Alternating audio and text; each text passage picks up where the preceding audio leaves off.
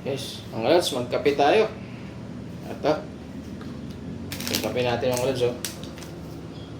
Tapos meron tayong tinapay mga lods. At meron din tayong sardinas. Kaya, gagawin natin mga lods, papalaman natin yung sardinas sa tinapay. So, yun yung maging almusal natin mga lods. Diba? Importante, may laman yung tiyan natin mga lods. Masarap yan. Mga lods, diba? Yung masarap na almusal mga lods, papalaman lang natin yan. Pero may kape naman tayo mga lods. Ayan. Okay? Ang mahalaga ay tara mga lods, sana natin aloyin na natin mga lods yung ating kape. Ayan.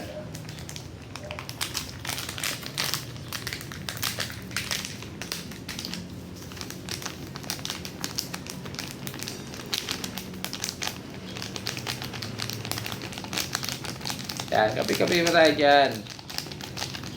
Masarap magkape ngayon mga lods dahil medyo malamig ang panahon.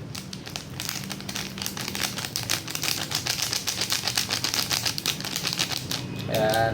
Okay? Ay, hindi, aluin naman natin. Ito na rin gawin natin kutsara mga lods. Oh. And, di ba? Yan na. Siyempre, tikman mo natin mga lods. Wow! Ang sarap ng kape mga lods. Tara. Tinapay. Ayan. Ito yung almusal natin ngayon. Habang mga lods habang naghihintay tayo dahil pauwi na tayo mga lods. Naghihintay tayo ng kapalitan. Mag-almusal muna tayo mga lods. No? Bumili ako ng sardinas mga lods. Tapos tinapay. Ito yung maging almusal natin bago tayo umuwi. Kasi mahaba-haba ang biyahe natin mga lods. Malayo-layo. Kaya mag-almusal na tayo. Palaman natin siya mga lods. Ito yung discarding malupit. Palaman yung sardinas mga lods sa tinapay. Yan. Yummy ito mga lods. Oh.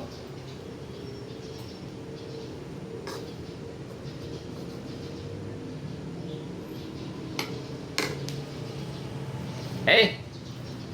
Alam mga lods.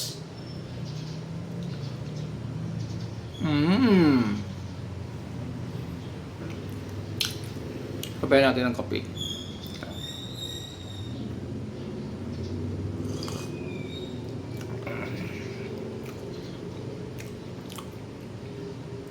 Lahat ay pwede.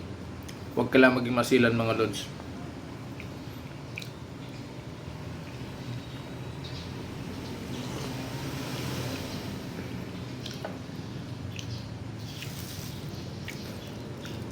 Naranasan ko to mga lods nung nag-Inter Island ako. Nag-Inter Island ako mga lods yung fishing. Fishing mga lods, no? Kahit na pag wala kaming plato mga lods, kung ano lang pwede namin gawin plato. Ay importante makakain tayo. Minsan takip ng kaldero. Kung saan mga lods, no? Ang importante makakain tayo mga lods. Tsaka yung kinakain naman natin malinis. Kaya siyempre katulad ng halimbawa kasi sa dami ng tao doon sa barko mga lods, di ba? Minsan kakubos ng plato, wala tayong mga gamit na plato. Kung ano lang pwedeng gamitin mga lods, pwede na. Basta importante makakain tayo. Yan. Yan ang wag lang tayo maging masilan. Mabubuhay tayo mga lods kahit saan.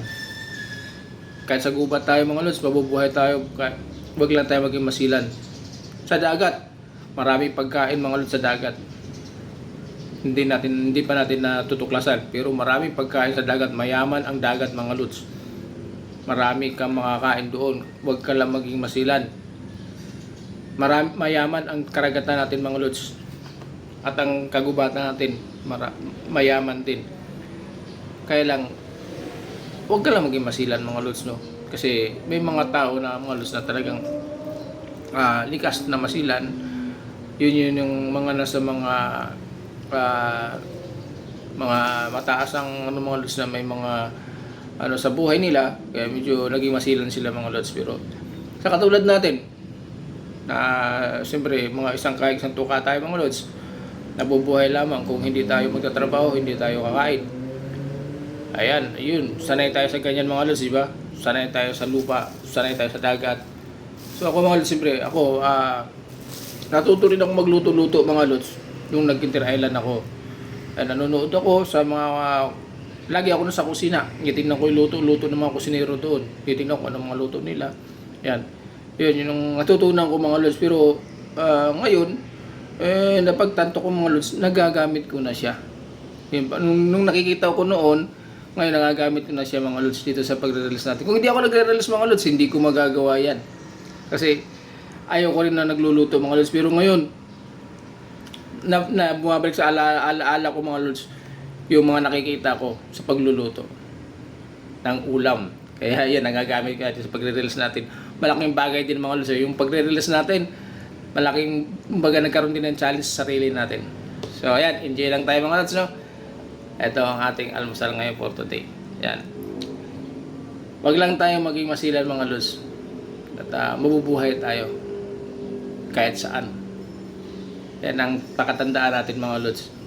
Mayaman ang karagatan natin, mayaman ang kabundukan natin. Wag lang tayo maging masilan. So yun, no, mga lods, no? At laban lang tayo sa hirap ng buhay natin. Laban lang tayo. Kayod lang tayo, trabaho. Importante makakain tayo mga lods, di ba? Ang atin lang mga lods, wag nakawin yung pera natin ng ating sariling gobyerno mga lods, no? Sarili nating gobyerno, ninanakawan tayo. Yung pinaghirapan natin na para mapaunlad natin ang ating bansa, ang gobyerno naman natin ngayon ang nagpapalubog sa atin at nagpapahirap. So yun ang mahirap mga lods, no? Gobyerno natin, sariling gobyerno, ninanakawan tayo, pinahirapan tayo. So sana maging sana magkaroon tayo ng gobyerno na mamumuno muli, na may malasakit sa taong bayan at sa ating bansa. Yun lang ang ating mga lods, no?